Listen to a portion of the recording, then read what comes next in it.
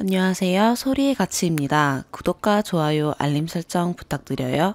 오늘의 사연 시작할게요. 첫 번째 사연입니다. 앞뒤 안 맞는 말 두서없이 적어가는 부분 양해 바랍니다. 글솜씨가 없어서요. 남편과 저는 같은 9호이지만 남편은 빠른이라 오빠라고 칭할게요. 23살 겨울에 소개로 만나 주말 커플이었고 어느 연인처럼 싸우고 헤어지고 반복하다 만나다 보니 또 서로 같은 사람 없을 것 같아 결혼하고 싶은 마음이 굴뚝 같았습니다. 하지만 저는 어릴 때부터 철학관이나 사주를 보면 30살 이전에 결혼하면 이혼할 거다. 30살 넘어서 결혼해라 하는 말을 들어왔고 저희 부모님도 그 말 무시한 채 결혼했다가 서로 갈라지셨거든요.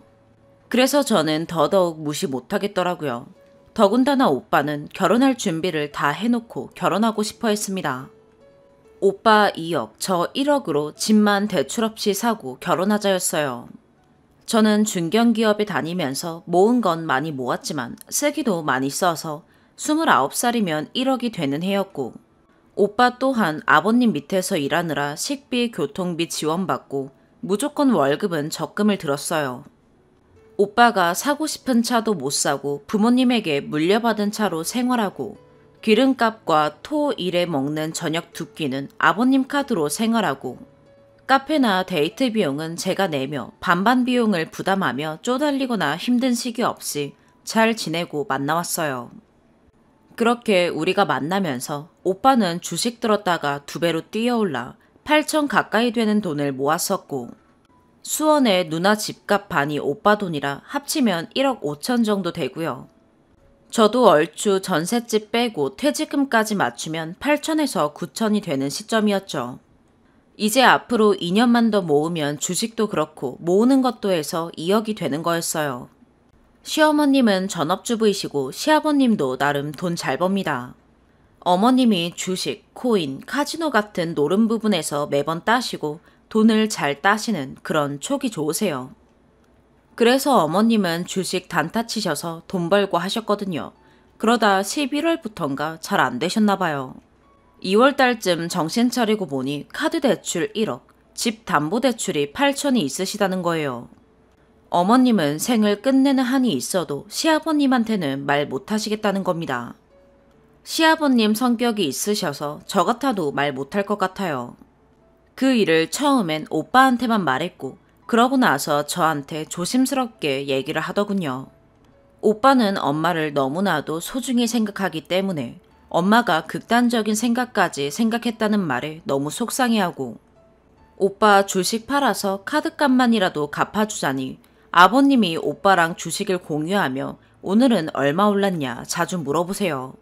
그래서 들킬 것 같다, 큰일이다 의논하는 와중에 3월에 제가 대출받아 1,300만 원을 빌려줬습니다. 카드값 조금이라도 갚으라는 의미로다가요. 근데 택도 없죠. 이자가 값이 더 셉니다. 22년 1월에 전세 끝나면 대출 한 1,300 갚고 제 대출 1,700 갚고 2천만 원 드려야겠다 생각하고 집도 아는 사람한테 월세 내놓고 시댁에 3월 중순에 들어와서 살게 됐어요. 전기세, 가스비 하나도 안 내고 어머님 1층, 저 2층, 시아버님이랑 오빠는 타지 생활이라 주말에만 오고요. 저는 12시간 근무라 어차피 집에 잠만 자면 되니까 돈 아끼겠다 싶어서 들어왔죠.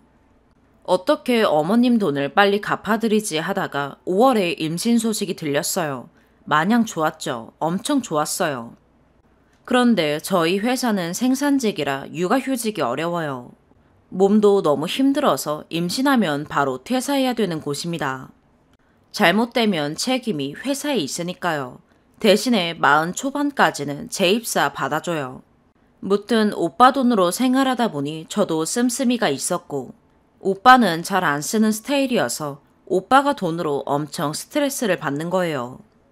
저는 혼자 고정지출, 보험, 전기세, 가스비 다 포함해서 생활비 100만 원에서 130만 원 쓰고 오빠는 담뱃값 33만 원 정도와 저 만나는 거 아니면 돈 쓸 일이 없거든요. 퇴직금으로는 제 대출 갚고 남은 돈 1,700은 어머님 빌려드렸어요. 그럼 저는 전세금 6천만 원에 어머님 처음 대출해드린 돈 상환하면 3,300만 원 남는 거고요. 어머님에게 제가 드린 돈이 총 4천만 원입니다. 그러다가 제 생활비를 주려니 버거워지죠. 어머님 빚도 갚아야 되는데 어렸을 때 아버님 회사가 망하셔서 아버님은 도망 다니시고 어머님이 제 나이 때부터 붕어빵, 양말 장사하시며 열심히 집안을 먹여 살리셨어요. 그래서 어머님은 허리가 많이 아프세요. 지금 나가서 일도 못하는 상황이기도 하고 어머님도 오빠와 누나만 바라보고 열심히 사셨기에 오빠가 그걸 알고 마음이 아파 자기가 대신 희생하자였어요. 돈이야 벌면 되니까 열심히 살아야지 라는 의지를 가지고 오빠도 열심히 일을 하는데 그게 또 말처럼 쉽나요? 12월에 태어날 아기도 있고 앞으로 몇 년간은 돈 못 모을 텐데 그러다가 6월 달에 오빠가 다시 시어머님에게 물었어요. 제가 준 돈 갚고 남은 돈이 얼마냐? 그러니까 다시 8천이라는 거예요. 아버님이 주시는 생활비로 이자만 갚아도 빠듯한데 돌려막기로만 계속 하시다 보니 조금씩 더 늘었던 거예요. 그래서 그냥 오빠 주식 팔아서 어머님 빚 다 갚아드렸습니다. 아버님한테는 주식은 제가 관리하기로 했다고 넘겼고요. 그래서 형님은 도움을 못 드리는 상황이에요. 이 집도 아버님이 5년 안에 이 집 팔고 조용한 주택에 가서 살겠다 하시는데 이 집 팔면 대출 낀 거 알게 되잖아요. 그건 또 어떡합니까? 어머님 생각은 이 집을 그냥 저희에게 주시겠대요. 끽해봐야 2억, 2억 5천인데 오빠 돈 제 돈 합쳐서 1억 2천에서 3천 어머님 빚 갚아드리고 그 집과 담보 8천 받으면 우리가 또 8천을 갚는 건데 그러면 너무 손해이지 않나요? 그렇다고 집을 확실하게 준다는 보장이 없잖아요. 아버님이 팔고 가겠다고 우기시면 담보대출을 갚지 않는 이상 다 들통나는 건데 말이죠. 처음엔 집을 주면 그래도 1, 2천 손해보더라도 괜찮지 않겠나 싶어 지내오다가도 어떻게 누굴 믿냐고요. 오빠도 스트레스가 이만저만이 아니고 살기 싫다 그러고 힘들어 미치려고 합니다. 오빠 폰요금, 보험비는 아버님이 내주시고 생활비에 보험, 폰요금 등등 45만 원 고정지출 비용에 제 한 달 생활비 60만 원 이걸로 교통비, 식비, 친구 만나고 먹고 싶은 거 먹고 주말에 대부분 아버님 카드로 쓰긴 하지만 어쨌든 주말에 오빠랑 쓰고 하는데 그중에 11만 원 담뱃값 빼면 46만 원입니다. 오빠는 술도 안 먹고 오로지 쓰는 거라곤 담뱃값 뿐이라 끊으라고도 못해요. 남은 돈으로 이제 모으려고 하니 9월은 제 생일이 있어 꼭 명품 가방 하나 해주겠답니다. 애기 엄마가 됐고 생일 겸 예물 같은 겸사겸사 3, 400 정도요. 그래서 열심히 또 모았어요. 저는 돈이 없어서 예물 예단 아무것도 못 해드려요. 어머님은 자기 때문이니 아무것도 해오지 마라 하시고 아버님은 제가 저희 엄마 아빠 드린 줄 알고 괜찮다고 하십니다. 오히려 아버님이 예물 예단 해주시겠대요. 애기 용품도 다 해주시겠대요. 아버님 입장에선 제가 빈손으로 온 며느리지만 이뻐해 주시는 거잖아요. 아버님에게는 항상 감사하고 미안합니다. 아무튼 10월, 11월 돈 모아서 또 100% 아버님에게 못 받으니 오빠 돈으로도 사긴 해야 될 거잖아요. 돈 못 모으고 저 12월 말이나 1월에 출산하면 산후조리. 앞으로 애기한테 들어가는 돈 생각하면 오빠 미치려고 합니다. 저마저도 미안해서 미치겠어요. 차라리 회사를 계속 다니고 있었더라면 내가 돈이라도 벌면 덜했을 텐데 임신 시기가 잘못됐나 싶기도 하고요. 근데 어제 아버님이 5년 안에 집 팔고 이사 가겠다고 그러시더라고요. 그럼 저희는요? 돈도 집도 없잖아요. 그래서 오빠가 스트레스를 엄청 받아 합니다. 어머님은 모르시길래 오빠가 어머님한테 전화했어요. 아빠가 그 말 했다니까 어머님이 장난스레. 아휴, 나는 같이 살기 싫은데 왜 자꾸 나가 살라는지 모르겠네. 나는 아들이랑 살고 싶은데 이러길래 오빠가 같이 안 살 거야. 불편해. 이러고 장난식으로 하고 끊었는데 카톡이 옵니다. 상처받았다고. 그럼 그냥 나는 혼자 살지. 이런 식으로요. 아버님도 같이 살고 싶어 하는데 오빠가 반대하죠. 저도 물론 불편하고 같이 살려는 목적으로 들어온 게 아니라 돈 모을 때까지만 같이 살고 돈 모으면 나가 살 생각이었는데 지금 돈이 어디 있습니까? 어쩔 수 없이 사는 거죠. 애기 낳으면 저도 오빠 따라다니며 살아야죠. 근데 오늘 그 소리 듣고 나니 너무 소름 끼치는 거예요. 지금 오빠랑 싸우고 트러블이 생기는 이유가 어머님 때문에, 돈 때문에 스트레스 받아서 매번 싸우는데, 나는 아들하고 살고 싶어, 나 상처받았어 라고 하시는데 뭔가 같이 살아야 될 것 같고 너무 답답하고 화나는 거예요. 근데 오빠는 내가 화내니까 자기 엄마 욕하는 거냐고 화를 내더라고요. 집단에도 엄마가 저 말한 거 짜증나고 화나는데 제가 그러니까 미안해서 더 화내는 것 같더라고요. 그때가 바뀌었는데, 너 우리 엄마 싫어하잖아. 같이 살기 싫어서 나가 살려고 하는 건데 그러다가 스트레스 받는 거다. 이럽니다. 저는 항상 그랬어요. 5년 정도는 같이 살아야 되지 않겠냐. 애기 클 때까진 시아버님한테 붙어서라도 살아야지. 어머님 좋은 분이시다. 엄청 좋은데 나랑은 좀 안 맞다. 닮은 부분이 너무 많아서 그런가 안 맞다 했더니 제가 싫어하는 줄 아는 거예요. 시집살이도 안 시키고 좋으신 분이에요. 근데 저는 그냥 우리 부부의 싸움의 원인이 어머님인데 장난스레 던지는 말이 상처가 되고 무섭습니다.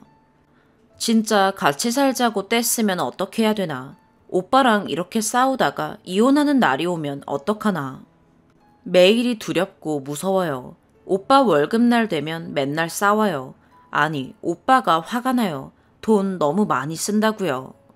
5월에 퇴사하고 쓴 생활비부터 6월에 처음 생활비 140, 7월 110, 8월 100. 아껴 쓴다고 쓰는데 정해놓은 금액에 자꾸 오바나니까 제가 흥청망청 쓴다고 화를 내요. 저 입덧 없고 먹덧이라 이것저것 먹고 싶은 거 맞아요. 식비 좀 나갑니다. 그래서 7월부터는 먹고 싶은 거 있으면 어머님이랑 같이 시켜 먹고 아버님 카드로 계산해요. 근데 아버님 카드 쓰는 것도 나중에는 우리가 내는 건데 그것도 많이 쓴 거 아니냐 이러는데 저도 스트레스 받아 미치겠어요. 월급날 되면 맨날 혼자 꺽꺽 웁니다. 아버님이 지원도 많이 해주시는데 자기는 끽해봐야 담뱃값 11만 원에서 14만 원밖에 안 쓰는데 왜 맨날 오반하냐. 저도 제가 먹은 거 계산해보면 20만 원입니다. 저는 많이 썼다 생각 안 해요. 만나면 돈 드니까 친구도 못 만나요. 택시도 안 타고 웬만하면 걸어 다닙니다. 조금 멀어봤자 1시간이고 운동 삼아 걸으면 되니까요. 정 힘들면 버스 타고 다녀요. 옷도 안 사요. 이번 여름 1만 원짜리 원피스, 어머님이 주신 인견 원피스 2개, 원래 있던 원피스 돌려가며 입고 지냈어요. 사기도 아까우니까요. 제가 원래 호구 스타일이에요. 남 배려 잘해줍니다. 가뜩이나 남편이니 더 이해하려고 하고 배려하려고 하고 상대방이 힘든 것보다는 내가 힘든 게 낫지. 내가 맞춰주면 트러블이 안 생긴다. 이런 마인드거든요. 싸우고 따지고 할 마음도 없어요. 어려서부터 그렇게 둥글둥글 컸어요. 항상 제가 이해하는 사람이었거든요. 지금 이야기 들어도 남편이나 저나 욕할 건 알아요. 하지만 자기 일이다, 나의 남편의 일이다 생각해 주시고 조언 좀 해주세요. 마마보이 남편 맞아요. 엄마 돌아가시면 따라간다는 남편 이해 갑니다. 저도 어렸을 때 엄마 돌아가시면 따라간다 집착이 심했거든요. 그만큼 어머님이 오빠를 모자란 거, 부족한 거 없이 잘 키웠다 생각해요. 다만 너무 이기적이어서 문제지요. 저도 힘이 되고 도와드리고 싶은 마음에 도와드린 건데 오빠가 이렇게 힘들어하고 우리가 이렇게 싸울지 몰랐어요. 이대로 가다간 서로 어머님 때문에 지쳐버릴 것 같네요.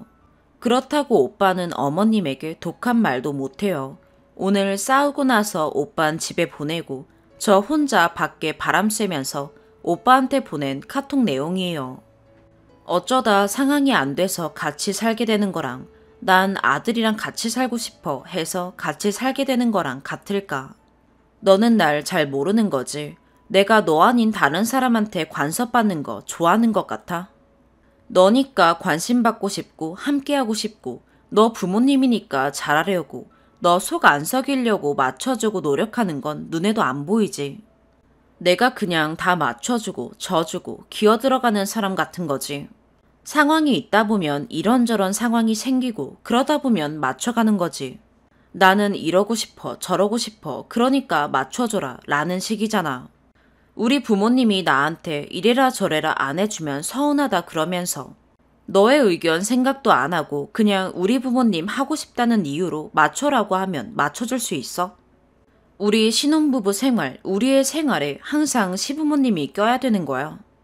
집 살 때도 뭘 해야 될 때도 너랑 나랑 상의가 아니고 어머님이랑 상의해야 될 거고 무슨 일에서든 항상 어머님이 결정 내려주실 것 같아.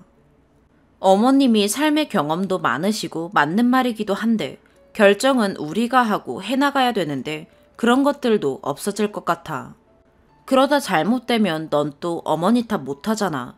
나한테 화풀이 할 거잖아. 나는 누구한테 뭐라 해? 아니, 너도 힘든데 거기다가 너한테 뭐라 해? 나 편하자고 너한테 뭐라 하면 넌 누구한테 기대? 너 엄마한테 화나서 말 못하는 걸 나한테 일방적으로 화풀이 하는 거잖아. 그냥 속상하다는 내가 언제든지 들어줄 수 있거든.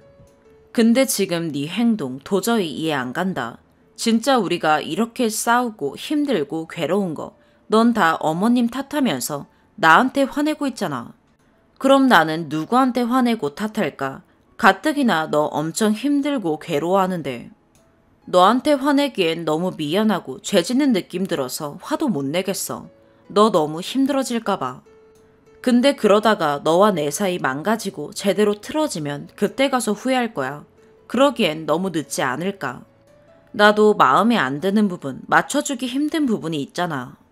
아무리 시부모님이라도 가족이라도 힘든 부분이 있는 거잖아. 너는 그냥 어머님이랑 살기 싫어서 어머님 욕하는 걸로밖에 생각 안 하지. 나를 이해시키고 달래줄 생각조차도 없는 거고 그냥 내가 말하는 게 다 어머님 마음에 안 들어서 그러는 것처럼 보이지. 그럼 나는 하기 싫어도 다 맞춰주고 다 해야 돼. 우리가 나이 먹어서도 아니고 지금 이제 우리 신혼부부로 시작하는데 벌써부터 그러시면 어머님 말씀은 평생 쭉 같이 살자는 거잖아. 안 그래? 그렇게 너 어머님 편만 들고 아들 노릇만 할 거야? 아들이자 한 가정의 기둥 역할을 해야지. 넌 왜 아직도 아들 노릇만 해? 나는 너랑 어머님 모자지간 돈독해지는데 이용만 당하는 느낌이야. 라고 보내니. 네 말이 맞아. 내가 너무 나만 생각하고 행동했던 것 같아. 당연히 우리 쓴이는 날 이해해 줄 거야. 내가 힘드니까 내 말 들어줄 거야. 이런 생각을 했던 것 같아. 내 생각이 너무 짧았던 것 같아. 아들이 아니라 이제 아빠가 되었는데 아들 역할만 하려 했던 것 같아. 미안해 쓴이야. 들어와. 이러고 들어갔는데 오빠가 꼭 안아주면서 미안하다고 하더라고요. 저도 오빠 힘든데 더 힘들게 해서 미안해 라고 안아주고 오빠 화장실 갔다 오고 제가 침대에 누우니 나 싫어 이러고 애교스럽게 누워서 안아줍니다. 그래서 저는 난 한 번도 여보 싫은 적 없었어. 미웠을 뿐이지. 이러니 저한테 안겨서 웁니다. 처음으로요. 여태 힘들었던 마음, 혼자 고생했던 거, 오빠가 내 입장이었으면 난 얼마나 더 힘들었을까. 오만 생각이 다 들더라고요. 같이 끌어안고 울었네요. 오빠도 엄마라는 이유로 화도 못 내고 혼자 감당하기에 너무 버겁나 봐요. 남들한테 쓴소리, 못된 말 다 하면서 말이죠. 너무 길었죠. 조언 부탁드립니다. 궁금하신 거 있으시면 추가로 더 적겠습니다. 나름 상황 있게 적었는데 이해 안 되시는 부분 있으시면 설명해 드릴게요. 두 번째 사연입니다. 고모와 비슷한 나이대 분들의 고견을 여쭙고자 글 써봅니다. 저는 지방에 사는 고3 입시생입니다. 가정 형편이 아주 부유한 편은 아니지만 부모님께서 제가 살면서 흥미나 재능이 있어 보이는 것엔 나중에 제 자신 스스로가 후회 없는 삶을 살게 해주시려 적극적인 지원으로 노력해 주시는 편입니다. 저는 고등학교 방학 기간 중에만 서울에 상경하여 실기 입시학원을 다녔는데 같이 상경한 학원 친구들끼리 학원가 근처 고시텔에서 각자 방을 잡아서 지내곤 했어요. 한 달에 50만 원 정도 월세 비용은 부모님께서 부담해 주셨었고요. 방학 기간인 한 달만요. 근데 지난번 방학 때 제가 서울 상경하여 방 잡고 학원 다니는 걸 고모가 아시고 우리 엄마에게 막 소리를 질렀다고 합니다. 고모가 서울에 살고 있는데 애를 학원가에 혼자 자취하게 하는 게 맞냐면서 뭐라고 하셨다고 합니다. 고모는 저희 아빠의 누나이고 40대 후반이십니다. 그래서 이번 방학 때는 고모 댁에서 지내게 되었는데 고모 댁에서 학원을 가려면 마을버스, 지하철을 갈아타야 하고 1시간 정도 소요됩니다. 그래서 아침에도 더 일찍 일어나야 했고요. 그리고 고모에게는 저보다 1살 어린 아들이 있는데 걔도 고등학생인데 어린 나이 때부터 사건 사고가 많았어서 최근 2달 동안 가출 상태였습니다.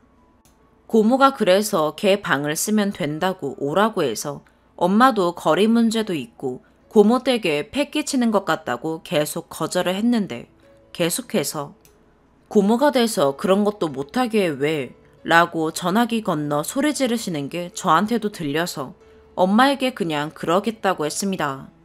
근데 막상 고모 댁을 가서 첫날 가출한 사촌동생 방을 쓰는데 고모부랑 고모 싸움 소리가 들렸어요. 참고로 엄마가 고모에게 월세로 50만 원을 드렸습니다. 고모부가 자기 자식은 가출해서 밖에서 지내는데 속도 참 편하냐고 고모에게 뭐라고 그러는 겁니다. 도저히 눈치가 보여서 일단 사촌 남동생 방은 제가 쓰기가 너무 불편해서 옷방 같은 곳에서 바닥에 매트리스 놓고 지내게 되었어요. 아침 일찍 학원 갔다가 저녁에 들어오니까 별 상관없다고 생각했는데 가출한 사촌 남동생 때문에 밤마다 2분 싸우는 소리가 들렸고 이번엔 오토바이를 훔쳐서 사고를 냈는지 800만 원을 물어줘야 한다고. 정말 마음이 가시방석이라 솔직히 실기에 집중해야 하는데 들어오면 마음이 너무 불편해서 제가 사촌동생한테 연락해서 나 있는 동안이라도 제발 집에 들어와 주면 안 되겠냐. 고모가 많이 걱정하시고 나도 마음이 편치 않다. 라고 사정사정해서 사촌동생이 얼마 전에 집에 들어오긴 했습니다. 그러다가 아침에 학원 가기 전마다 고모가 저를 붙잡고 우리 아들 마음 좀 잡고 착하게 살게 실기학원에 예쁜 친구들 있으면 여자친구 소개 좀 해줘라 라고 그러시는데 솔직히 걔가 18살인데도 팔 한쪽이 전부 문신이고 어렸을 때부터 어떤 사고를 쳐왔는지 다 아는데 제 친구들에게 차마 소개를 못하겠어서 대충 알겠어요 찾아볼게요 하고 둘러대고 말았어요.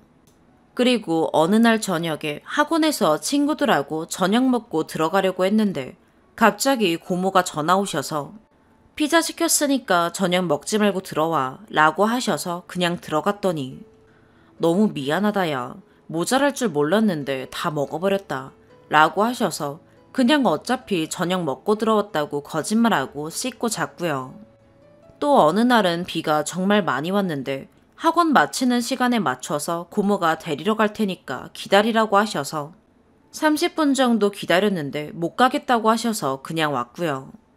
한날은 제 캐리어에 옷들을 보시더니 힙합 스타일의 박시하고 찢어진 청바지를 보시더니 너 니네 엄마 친엄마 아니지?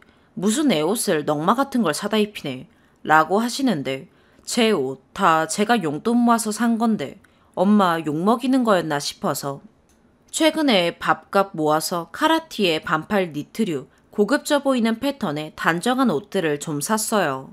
마침 그날이 고모 댁에서의 마지막 날이기도 했고 학원 친구들하고 마지막으로 인사하는 날이라 그걸 사서 입고 바로 나가려 했는데 고모가 그 옷들을 보시더니 그거 입고 나가게? 샀어? 하셔서 제가 네 저녁에 바로 입고 나가려고요 했더니 고모가 야 그거 얼른 줘봐. 새 거는 빨아서 입어야 해. 이러셔서 제가 아 바로 입고 갈게요. 시간도 없고 했더니 고모가 너 고모 못 믿어? 줘봐 하고 낚아채셔서 어쩌시려는 건지 봤더니 얼마 전에 사셨다는 건조기에 돌리셨어요.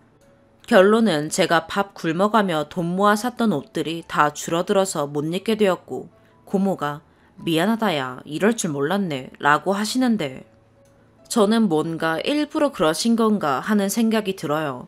저는 결국 입던 옷을 입어야 해서 캐리어를 뒤지는데 아무리 뒤져봐도 제가 아끼는 박시티 하나 없어서 뒤돌아보니 사촌 남동생이 입고 있더라고요.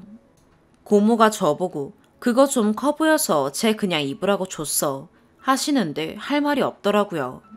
전 제 거 남이 만지거나 입는 것도 싫어하고 제가 입었던 걸 다시 입기도 싫고 그 옷을 뺏긴 순간이 정말 너무 미치게 싫었어요. 그리고 중간에 제가 부모님께서 염려하실까봐 전부 다 말씀드리지 못했지만 거리도 너무 멀고 몸이 힘들어 너무 피곤하고 학원가에서 자취하고 싶다 라고 말했더니 고모가 들으시곤 우리가 너한테 못해준 게 뭐냐, 잘 있다가 왜 나간다고 하냐 등등 아주 피곤한 일이 있었답니다. 제가 학원가에 자취했다면 이번 방학 정말 스트레스 없이 왕복 시간도 아끼고 행복했을 텐데 이제 방학도 끝나고 드디어 탈출하고 해방되지만 저는 지방으로 다시 내려가지만 그저 고모의 심리가 궁금해요. 같은 50만 원 내고 눈치는 눈치대로 보고 불편하고 스트레스 받고 내 물건 뺏기고 그럴 거면 왜 그렇게 저 오라고 엄마한테 소리 지른 건지 도저히 제 상식으론 이해가 안 가요. 저는 싫은 사람 보고 살기가 싫거든요. 근데 옆에 두면서 괴롭게 하는 건 싫은 건지 뭔지 고모의 심리가 뭘까요? 추가, 저희 엄마에 대해서 시집 잘 가서 팔 잡힌 남편 덕보면서 헛돈 쓰는 이라는 표현 쓰신 분이 계시는데 제 글 어디에서 엄마가 그렇다고 느껴지세요? 저희 엄마 시집 오시고 아빠가 젊은 나이에 퇴직하고 제 취업 기간 동안 자식들 먹여 살리려고 발 뒤꿈치 다 터져가며 돈 벌려고 악착같이 일해오시다 시작한 사업이 잘 되어서 아빠보다 훨씬 돈 잘 버시고 집도 엄마가 사셨어요. 제 글 어디에서 제가 무슨 년 소리를 들어야 하죠. 복문과 상관도 없고 있지도 않은 사실 망상에서 우리 엄마에 대한 폄하하시는 분은 용서 못하겠어요. 지혜로우신 어른들의 고견이 필요한 거였지 어른 같지 않은 쌍스러운 분들의 의견은 정중히 사양하겠습니다. 세 번째 사연입니다. 저는 1년 반 연애 끝에 결혼 얘기 오가고 있는 중인 여자입니다. 2년도 안 되어서 결혼이랑 애 얘기까지 2, 3개월 전부터 나와서 처음엔 조금 당황했지만 이 사람이면 괜찮겠다 싶어서 저도 상견례만 잘 되면 좋다고 말해둔 상태입니다. 그리고 올해 가기 전에 대충 부모님께 인사드리자 말은 해둔 상태이지만 상견례가 너무너무 걱정됩니다. 친구들은 결혼 자체에는 별 생각 없지만 상견례 하는 순간 부모랑 인연 끊어질까 걱정된다고 하는 상태고요. 우선 남자친구랑 저랑 처음 만난 배경부터 말씀드리면 남자친구는 재미교포이고 30대 때 어머님 건강이 악화되어 외가랑 가까워질 겸 치료받을 겸 가족 전체가 한국으로 이사했고 남자친구는 성인이 된 이후로 한국에 그렇게 오래 산 거는 그때가 처음이라고 했습니다. 한국에 생각보다 오래 있게 될 것 같아 일자리를 알아보다가 고등학교 영어 선생님으로 단기간 취직을 하게 되었다고 합니다. 여기서 대충 눈치챘겠지만 저희는 사제관계로 만났습니다. 제가 고등학교 1학년 때 저희 학교에 오게 되었고 선생님은 주로 2, 3학년 수업을 맡게 되었지만 딱 일주일 2번 1학년 수업을 했고 저는 그때 그 선생님한테 반했던 것 같아요.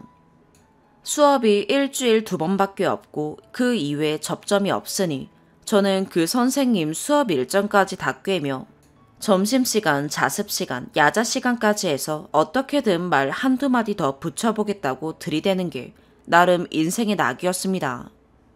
2, 3년 전까지만 해도 그때는 그렇게 남자한테 적극적으로 대쉬했는데 지금은 나 왜 이렇게 쑥맥이냐.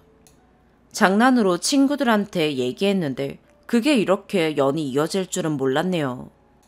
저는 그때 진짜로 철이 없어서 이게 좋아하는 건가 보다 하고 그 선생님 입장에서 이렇게 졸졸 따라다니는 학생이 있다는 사실이 얼마나 그분을 곤란하게 만들 줄은 몰랐고요. 그래도 그 선생님이랑 3년 내내 학교 다닐 때 10분, 20분씩 얘기하는 게 행복했습니다.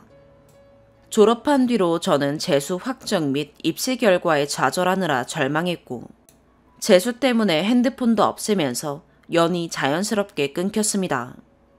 그때 당시는 몰랐지만 제가 고3 여름방학 때 선생님 어머니가 돌아가시면서 그 해를 마지막으로 가족이 다시 미국으로 갔다고 합니다.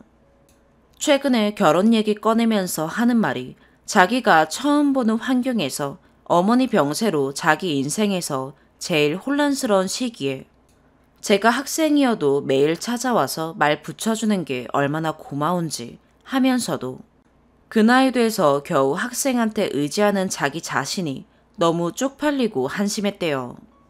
그래도 그때 당시에 의지했던 것 자체가 잊혀지지 않아서 작년에 우연히 다시 만나게 되었을 때 절대 놓치지 말아야겠다 싶어서 그때 적극적으로 대쉬했다고 합니다. 작년에 선생님이 한국에 몇몇 일 처리할 것이 있어 1월에 한국 입국했다가 코시국이 터지면서 어쩔 수 없이 몇 개월 한국에 우선 있었는데 그때 2월에 딱 길거리에서 우연히 마주쳤습니다. 그때는 어머 신기하다 정도였는데 몇 번 밥 같이 먹고 선생님이 진지하게 얘기를 꺼내는데 자기는 그때 미국 돌아간 뒤로 예전부터 생각만 하고 실천 못한 로스쿨을 결국 준비하고 가게 되었고 지금은 미국에서 재판 전문 변호사로 일도 잘하고 있다. 현재는 코로나 때문에 재판을 대면으로 하는 것에 대해 혼란이 많아. 미국으로 귀국하면 자기 일이 어떻게 될지 모르겠지만 나 미국 가서 한국에서 재택으로만 할 수 있는 일자리 얻게 되어서 한국에서 자리 잡을 수 있다면 그때 자기 만나줄 의향 있냐? 라고 물어서 설마 될까? 라는 생각으로 우선은 오케이 했는데 정말 남자친구 직장이 전면 재택으로 할 수 있는 일로 바꿔주면서 작년 4월부터 서울에서 지내는 중입니다. 저 하나 만나기 위해 인생에 저렇게 큰 변화를 겪게 된 사람을 두고 저는 물론 부담이 약간 되었으나 선생님은 지난 10년간 딱 이 여자다 할 만한 사람이 없어. 그냥 평생 결혼 안 하고 사촌 조카들이나 예뻐해주면서 살 생각이었으나 저를 만나고 결혼 생각이 든다고 합니다. 저도 미국 시차에 맞추느라 밤낮 바꿔가며 일하는 남자친구를 보고 이 사람이면 되겠다 싶어 결혼에 동의했습니다. 변호사에 서울 집도 본인 명이고 미국의 집값은 상대적으로 싸도 그 주 내 도시에 집이 있고 하여 평생 집값으로 걱정할 일도 없을 것 같고 저한테도 헌신적이라 이런 조건의 결혼을 반대할 부모가 어디 있겠냐 싶으면서도 첫 번째, 사제 기간으로 만난 것, 두 번째, 나이 차이가 매우 큰 것, 이 두 가지가 너무 크게 걸려서 지금 상견례 얘기를 언제 어떻게 꺼낼까 생각만 하면 스트레스가 쌓여 밤에 잠도 못 잘 지경입니다. 사실 제가 대학교 1학년 때도 대학원생 조교랑 잠깐 만났었는데 부모님이 7살 나이 차이에도 펄쩍 뛰며 반대를 너무 심하게 하여 헤어졌던 적이 있습니다. 그런데 지금은 15살 나이 차이니 진짜 뒷목 잡고 쓰러질 것 같아 너무 걱정이 돼요. 또한 제 배경도 말씀드리면 저희 어머니는 평생 저희 아버지랑 트러블이 많아 저에게 어려서부터 결혼은 절대 섣불리 하지 말아라. 결혼 안 해도 좋으니 너 일에 충실해라. 하는 말을 입에 달고 사신 분이십니다. 제가 작년에 갑자기 아예 다른 직종으로 이직을 하고 싶어 해서 올해 겨우 새로운 직종으로 취직을 했고 어머님이 너무 좋아하셨는데 갑자기 결혼에 자녀 계획까지 있다고 얘기하면 어머니가 제일 크게 반대를 하실 것 같아요. 또한 아버지는 딱히 생각이 없는 것 같지만 주로 어머니 의견을 따라서 아버지 의사랑 상관없이 어머니가 반대하면 아버지마저 반대하실 것 같아요. 저에게 너무 소중한 인연이고 정말 결혼을 하고 싶지만 남자친구도 저희 부모님 상견례가 제일 큰 걸림돌인 걸 알고 계세요. 남자친구는 아버지마저 돌아가셔서 저의 집만 상견례하면 됩니다. 지금 상황이 이런데 여기서 어떻게 하면 부모님 마음을 달래서 성공적으로 결혼 허락을 받아낼까요? 혹시 처음에 부모님이 반대하셨는데 결국 결혼 허락을 받아낸 분들 계실까요? 어떻게 대처하는 게 현명할지 조언을 부탁드립니다. 네 번째 사연입니다. 남편은 배려심이 많고 주위 사람들 모두가 좋아할 정도로 둥글둥글하니 유순한 성격입니다. 결혼식 주위 친구들도 남편 같은 사람 없다며 인정했습니다. 결혼 전엔 쉬는 날 침대에 누워 스포츠를 보는 게 낙인 집돌이입니다. 취미는 제가 만들면 함께 즐겨주는 편이고요. 제 성격상 집안일도 메인은 아니지만 제가 설거지하면 청소기도 돌려주는 가정적인 남편입니다. 그러나 이런 남편과 최근에 이혼을 생각할 정도로 감정의 골이 깊어졌습니다. 아기를 낳고 제 마음에 뭔가 하나씩 끈이 떨어져 나가는 기분인데 저도 제 마음을 모르겠습니다. 바야흐로 1년 전 임신 출산이라는 이벤트가 저에게는 괜찮아 넘어야 할 산이야 라고 받아들여졌습니다. 초기도 임당도 만삭도 할 수 있어 하며 두렵지만 파이팅 넘치게 엄마가 되는 과정을 묵묵히 새겨왔습니다. 그러나 출산과 육아는 마음가짐과 다르게 겪어보지 않으면 제 멘탈과 몸뚱아리가 다 탈탈 털리는 일이었습니다. 그러면서 남편에게 서운한 마음이 많이 생기게 되었는데 임신 때 입덧도 없고 별로 먹고 싶은 음식도 없어 남편을 귀찮게 하진 않았습니다. 밥 차리기는 귀찮아 항상 빵으로 때우는 빵순이었습니다. 내 밥 차려 먹긴 귀찮지만 남편 차려주는 밥상은 안 귀찮아서 주말마다 블로그와 유튜브를 섭렵해가며 아기자기 요리를 차려주는 게 기쁨이었습니다. 남편도 뿌듯하게 제가 주방에 있으면 맛있는 냄새가 난다며 제 어깨를 으쓱하게 해줬습니다. 그런데 배가 불러갈수록 버거워지는 겁니다. 근데 제가 하지 않으면 결국 배고프니 배달 음식을 시켜 먹는 게 일상이었습니다. 이게 출산이 임박하니 사람 마음이란 게 서운해졌습니다. 평일 내내 빵으로 끼니를 때우는 와이프가 걱정되면 자주 볼 수 없으니 주말에 하루 정도 시간 내서 멸치볶음에 밥이라도 챙겨 먹으라며 할 것 같은데 10달 동안 그 흔한 밑반찬 하나를 안 해줄까 본인도 귀찮으면서 남편에게 기대했습니다. 아마 임산부라는 이유로 보살핌을 받고 싶었던 듯합니다. 이런 마음이 생겨나 출산 전 울며 서운함을 토로했습니다. 결국 출산 일주일 전 제육볶음 얻어먹었으나 왠지 옆구리 찔러 절박기식이라 기억에 남지 않습니다. 출산 후에는 조리원에 가면 천국이라고 해서 나에게도 그렇게 했구나 했으나 회음부 열상이 심해 거의 조리원 생활 내내 저승행이었고 출산 후 고통에 진통제를 아침 저녁으로 맞아도 새벽엔 눈물바람이었습니다. 회복이 더 아픈 걸 왜 말 안 해줬나요? 이런 걸 그래도 어머니와 시어머니는 아셨는지 아이 낳으면 꽃이라도 선물하며 수고했다 하라고 남편에게 일러주었습니다. 그걸 알고 있던 저는 주말에 조리원으로 올라오는 남편에게 기대하게 됐습니다. 본인은 이벤트 덕후지만 남편은 무덤덤한 편입니다. 그리고 역시 없었습니다. 뭔가 대단한 걸 바라는 건 아니지만 장미꽃 한 송이나 정말 수고했다는 진심 어린 말이나 편지가 받고 싶었는데 참 서운했습니다. 아기 100일이나 200일, 300일도 그러했습니다. 주말 부부라 소위 말하는 독박 육아에 맞벌이까지 하니 말 한마디라도 따뜻하게 받고 싶은데 남편은 다정한 편이라 마음은 그렇겠지만 뭔가 직접적인 표현이나 챙김이 없어 항상 제 마음이 궁핍한 느낌이었습니다. 저는 주변 사람들을 챙기며 기쁨을 많이 얻는 편이라 그렇지 못한 남편에게 사랑받는다는 기분이 안 듭니다. 스킨십도 없는 오누이입니다. 아무래도 제 마음이 이렇다 보니 착한 남편에게 말 한마디 착하게 나가지 않고 원망하는 말만 많이 하게 되었습니다. 이러다 보니 저는 잔소리하게 되며 스스로도 자족하지 못하는 인간인가 자책하게 되고 남편 또한 뭔가 평탄한 결혼 생활을 이뤄나가지 못하는 것에 자책을 많이 하는 것 같았습니다. 남편은 제 성격이 불만이 있어도 둥글둥글 그러려니 하고 넘어가는데 너는 왜 부족하다고만 하냐며 억울한 마음도 있었답니다. 참고로 육아도 주말엔 전담했습니다.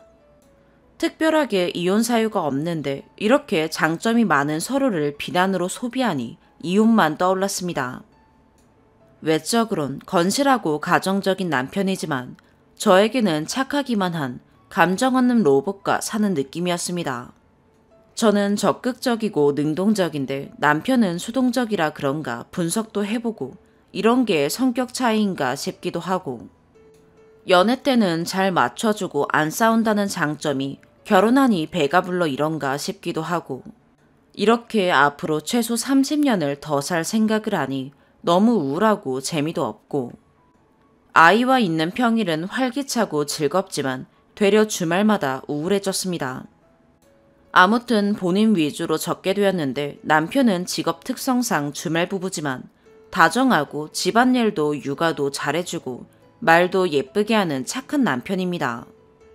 다만 챙김의 민감성이 떨어질 뿐인데 가르쳐도 안 되고 그냥 본투비 다른 사람들입니다. 이를 받아들이고 이해하려 하나 이 또한 체화된 게 아니라 억지로 참을인 색이다 보니 잘 안 되는 무지한 본인이었습니다. 무조건적인 비판이나 비난보다는 그릇이 넓지 않은 저보단 이 상황을 지혜롭게 바라보고 조금 더 나은 방향으로 실천할 수 있는 고견 부탁드립니다. 오늘의 사연 여기까지입니다. 구독과 좋아요, 알림 설정 부탁드려요. 시청해주셔서 감사합니다.